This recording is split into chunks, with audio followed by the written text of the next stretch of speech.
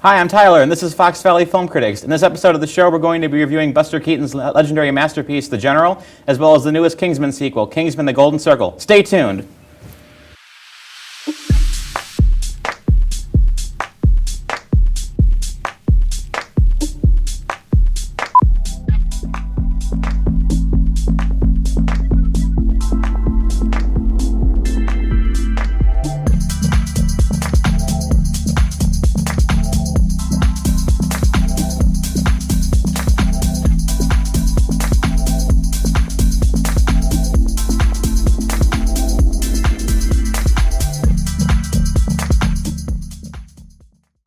Hello and welcome to the show, brought to you by Groupthink Productions and FVTV. Joining me once again is Groupthink Productions executive producer Darren Hummel. Thank you for joining us.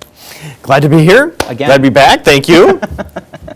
So, you have a bit of a history with the film in question, The General, by Buster Keaton, I believe from 1926.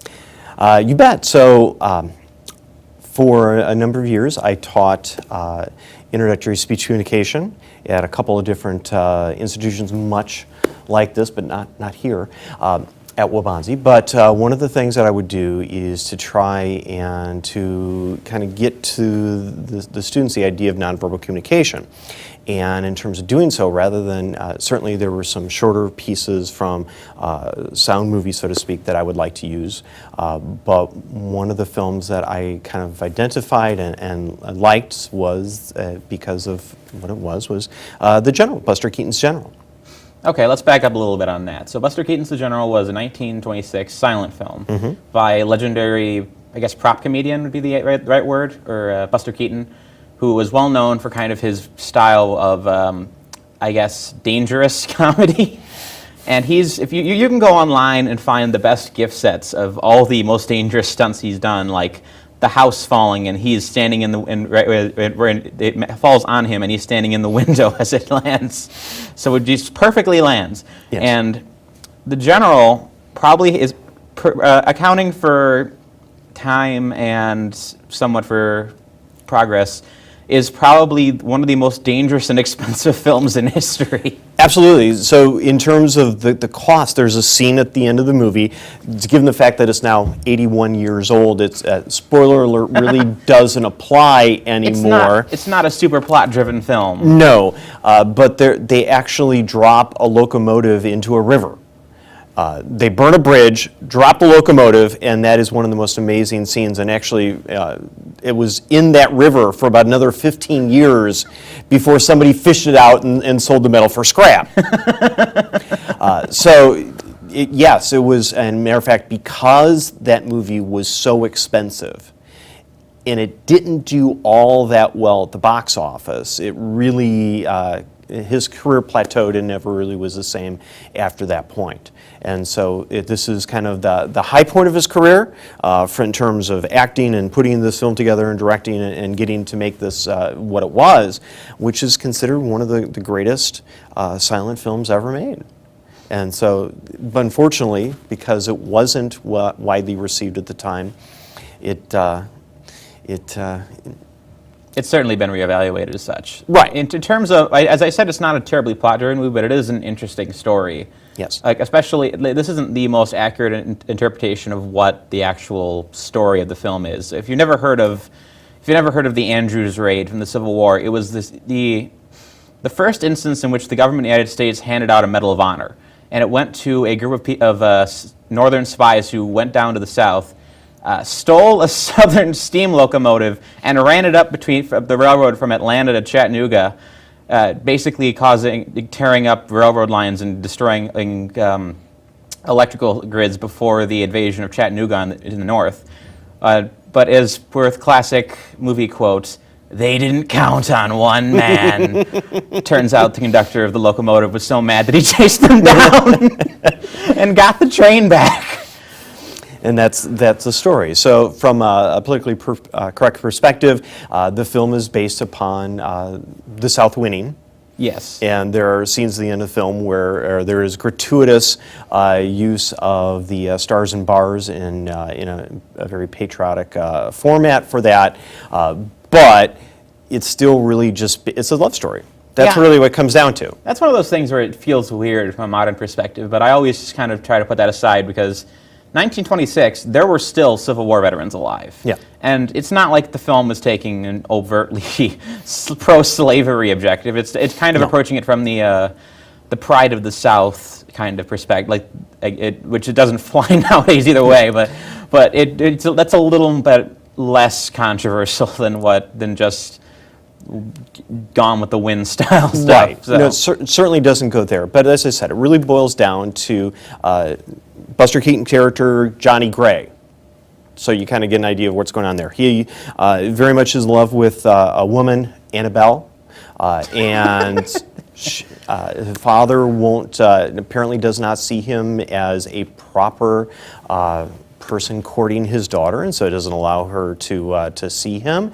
And well, he's considered to have a pretty important job, so he's deferred. Right, so most of the other men in town are off fighting. He's still running his train on the Western Atlantic Railroad, going up and down, doing his job. And the movie intentionally depicts him in a very positive way time and time again. He's nice to kids, he takes care of himself, he does the things he's supposed to do, but ultimately Annabelle's father doesn't want anything to do with him. He's a bit of a klutz. Exactly. At the expense of his own safety.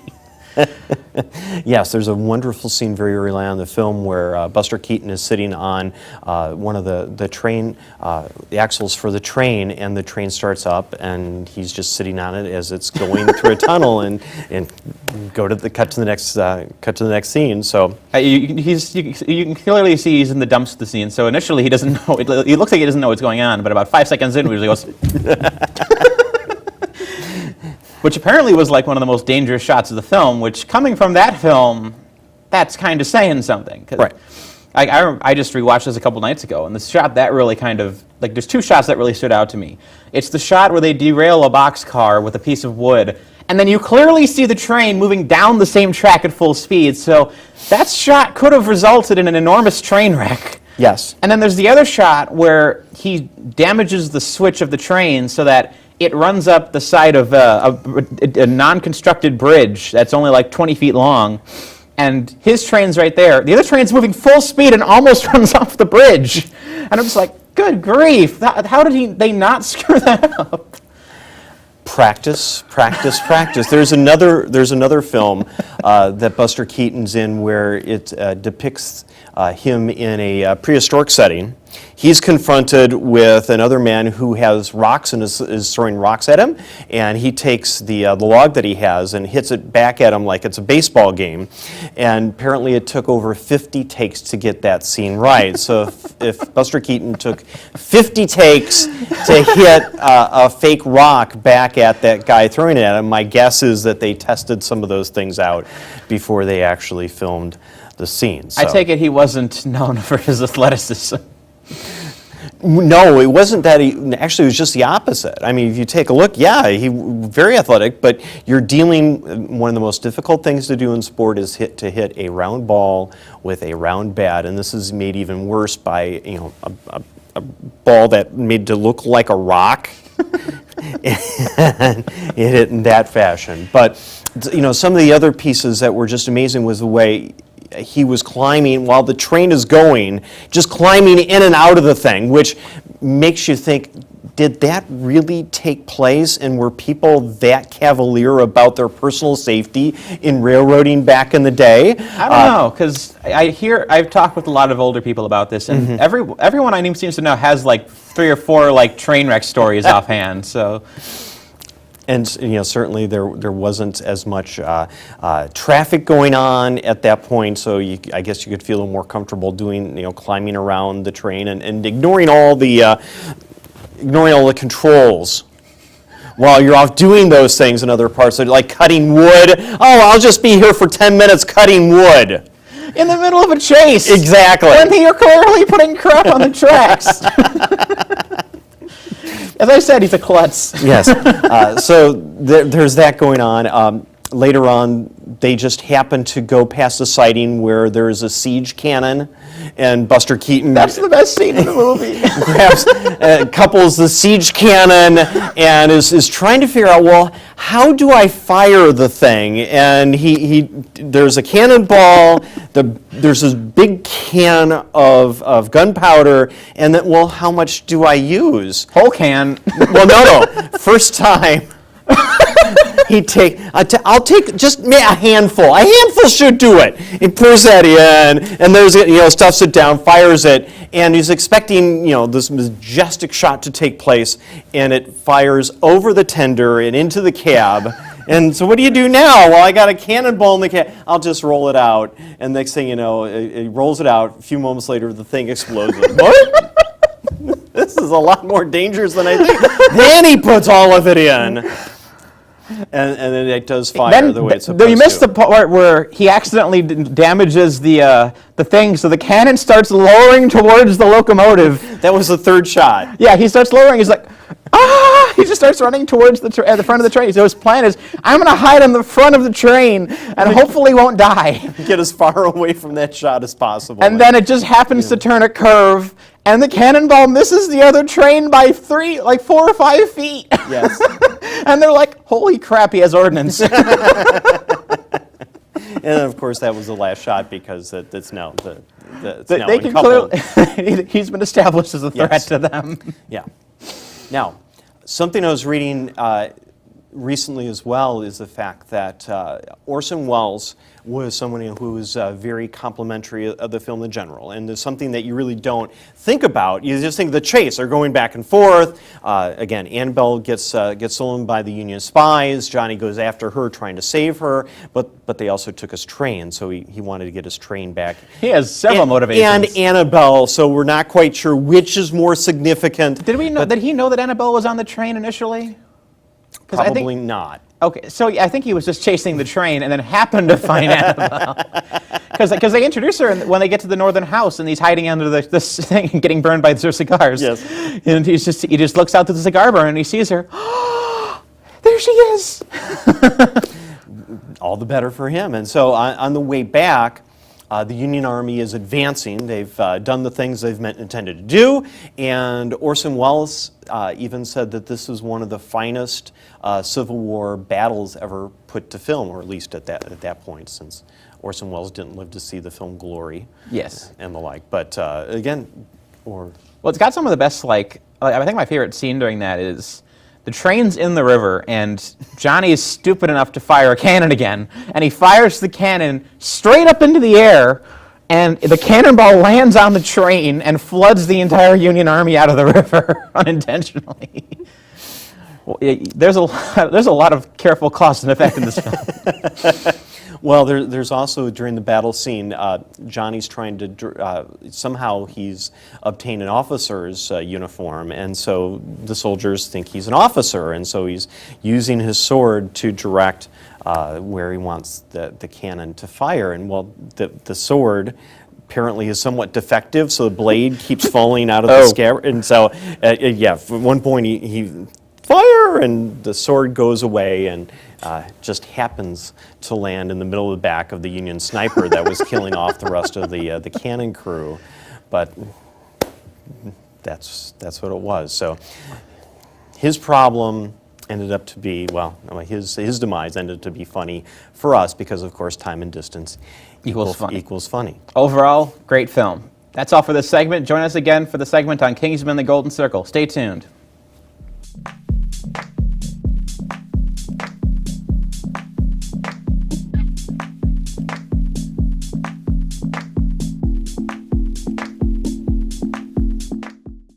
Does this help at all? Anything helps, ma'am. Just try to get some sleep now. I can't sleep. Yeah, me neither.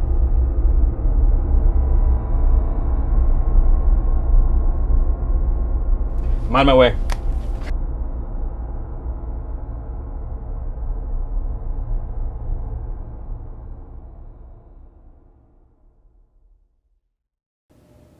Kingsman: The Golden Circle is a sequel to the controversial 2015 action movie Kingsman: The Secret Service. It's directed by Matthew Vaughn and stars Taron Egerton and Colin Firth.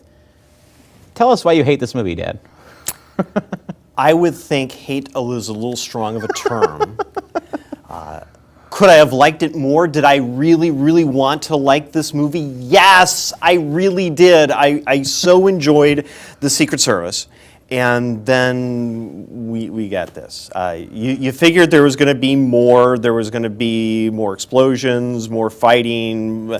That's what sequels do. But I just found the plot to be wholly not enough for me to like it more. So we just talked about the general, and what makes that kind of work is that there's always this kind of logical cause and effect between the actions, where characters, they have basic motivations, but they're always consistent, and the plot is organized in a logical way where there's cause and effect. So Cannonball shoots up in the air, and it explodes and destroys the Union Army by accident. There is no cause and effect in this movie that works like that. No. All the characters are either caricatures or they shouldn't be in the movie. right. And I think the big sin the movie commits is that it basically does the Star Trek 3, Men in Black 2 problem where, hey, you know that great movie we just did that where half the thing that made it great was the fact that we were willing to kill a character off? Let's undo that! Because we need to have more movies with this great character. Needed Colin Firth back, and suddenly he is, and so they magically fixed him, kinda, sorta. Magic bullet removal science. Nice. So if you can have the Kingsman and have, then you can also have the ability to bring somebody back. And more importantly, we're also introduced to the American cousins of the Kingsmen. The Statesman. The Statesman. Which I love to death. It's a little stupid, like an execution. It has that hair of like, there's a movie, there's this like, when other countries try to portray countries they don't live in, like, there's like when Bollywood movies portray America and they just kind of use like the most, not necessarily superficial aspects, but the most extreme ones. So the Statesmen are all cowboys that drink whiskey, and they all have huge mustaches and southern accents. Okay, so let's kind of walk through that. So England, the Kingsmen, they're set up in a high-scale tailor shop, the Kingsmen. So the Americans, they make whiskey. So how does that work? They couldn't have been something else. They couldn't have been making steel. They could have been worse. They could have been like cheeseburger people. Could have been cattlemen, I guess. And so they could have had the tours through seeing the cattle. This is one we were really proud of. This is the slaughterhouse. Well, see, that would make a little bit more sense than those big vats of whiskey that they never drank. But it would have to make the movie slightly more political than it already is. Right, but the main piece that was driving the narrative forward was the fact that it was all based upon the idea that all illegal drug trade had been consolidated by Julianne Moore. And she had done so in the midst of the Cambodian jungle because, there's still apparently all the Khmer Rouge had simply gone away, and they're not prowling around and looking for things to do there. So in the midst of that, that's where she sets up her headquarters, and you know what? All these other people get to live like regular lives, and we were supposed to feel sorry that the person in charge of all international drug trade can't have a normal Saturday night out in the town unless she creates her own little world. And let's go into that, because Julianne Moore is terrible in this movie. She's played off as a complete sociopath with nothing redeemable about her. Yeah. Like, at least with other than she likes to bowl. She likes to bowl. She has her own bowling alley, so the Big Lebowski fan in us all should appreciate the fact that she likes a night out bowling. But Samuel Jackson in the first movie, at least, there was something redeeming about him. Like, you could tell that there's like, okay, he's doing something bad, but he wants to protect the Earth. He wants to protect the Earth. But he's willing to do Does that at the so expense of the entirety of humanity. in but- the most horrific way. Yeah, exactly. And much the same I don't with like this. violence. I don't want to watch violence. And he makes everyone who commits violence cover it up with a blanket. So at least there's something there too. And he makes sense as a villain. There's even a little bit of like thematic stuff there. How it's like he's a rich guy who doesn't want to look at the consequences of what he's doing. Because there's kind of a class like the first film was kind of a discussion on classism, from what I've been told. And it kind of reflects that because Eggsy is low-class guy joining the Kingsman. He learns that it's about being a gentleman. And this movie doesn't do anything. No, the only real effort to kind of play off the fact of Eggy's past and him learning to become more of a gentleman is a relationship. At the end of the first Kingsman, he saves it was a Swedish princess? Yes, the Swedish princess. And so she's back again, and so they've apparently continued on.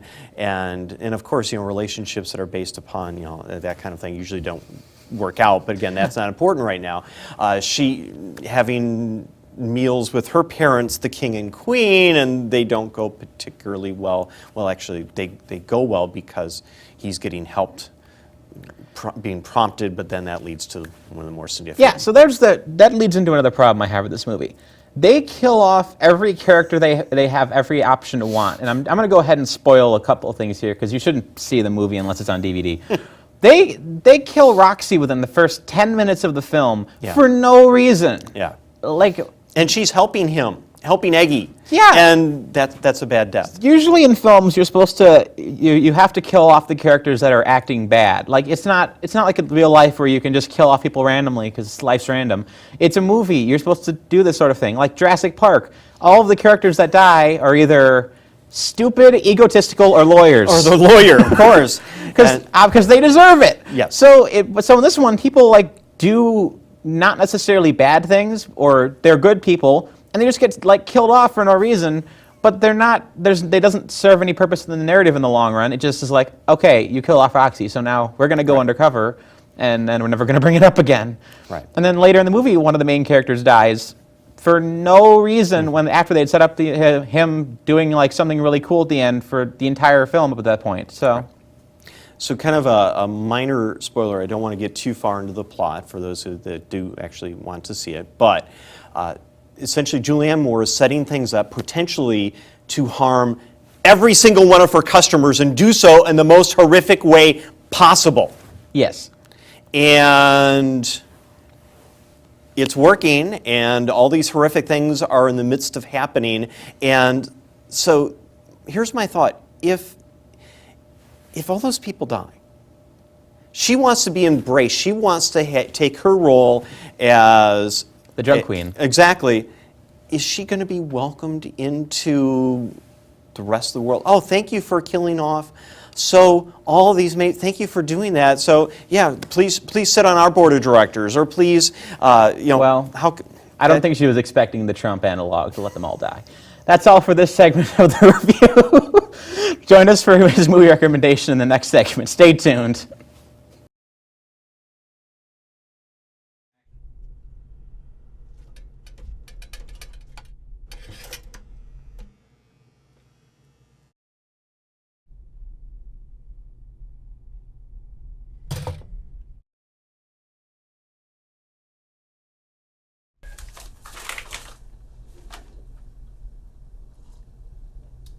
Good coffee, huh? Oh my God! What are you doing in my apartment?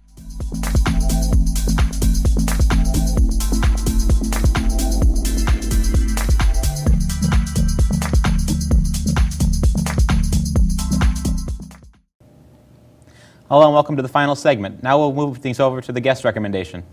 Thank you so much. And for my first guest recommendation, Technically a second, because you've been on before. So. I have, but I didn't get to a recommendation last time. So I am recommending Thank You for Smoking. And so to me, the funny, the ironic thing, if you will, about Thank You for Smoking is that nobody actually smokes none of the characters smoked during the film, and that the only person found smoking during the motion picture is John Wayne when Aaron Eckhart, who is the character in this particular film, was watching the sands of Iwo Jima. But again, that's not important right now. I guess one of the things that I had been looking forward to that film when it was released about 10 years ago because I had read the book. It was written, the original book that Jason Reitman adapted into the screenplay and later directed the film, came from Christopher Buckley. And it was such a wonderfully dark comedic book that you just, if they could capture that in the film, you just knew it was going to be great. And they did. And what made this such a fun film is because there are so many just wonderful performances. And so the gist of it is, well, thank you for smoking. Aaron Eckhart plays a tobacco lobbyist. And that two of his best friends, Maria Bello,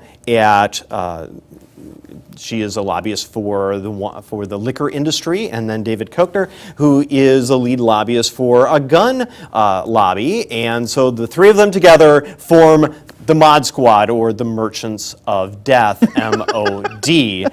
And that is how they call themselves, and out there trying to get legislation, manipulate current events so that it looks more favorably on their organizations. But as Aaron Eckhart says over and over again in the film, it's kind of tough when your industry is responsible for killing 3 jumbo jets full of people every single day. And so it's a little bit tough to get those positive headlines. And so interspersed with all the fun and frivolity that they get from chasing legislation, you're introduced to Rob Lowe, you're introduced to Sam Elliott, who plays a cancerous Marlboro man, you are introduced to William Macy, who is a senator from the great state of New York, who will not apologize for the cheese that his great state produces. You're also introduced to Bobby Duvall, who is the elder statesman of the tobacco industry and is there to nurture and protect Aaron Eckhart until he dies. Spoiler alert. And so it's just a wonderful accumulation of actors. This is really well put together from Jason Reitman's perspective as first time as a screenwriter, as a director, and really helped launch his career. Because of this, a couple years later, another adapted screenplay that he won an Oscar for became Juno, and he's continued to produce other very capable films such as Young Adult, which almost really worked out, but was still a very, very fun film. So it was really a great film. I enjoy it very much. Again, R for adult situations, so if that's not your cup of tea, don't watch it, but I think if it is, you will find plenty to enjoy, and thank you for smoking. I look forward to Jason Reitman's remake of Supreme Courtship. That's all for this segment of the show. You can find more of our episodes of our show on the Groupthink Productions YouTube page. You can follow me on Twitter at AntisocialCriti, that's critic without the C at the end. And you can find more of our written reviews at the antisocialcritic.tumblr.com. I'm Tyler with the Fox Valley Film Critics. Thank you very much for joining us again. Have a good day, everyone.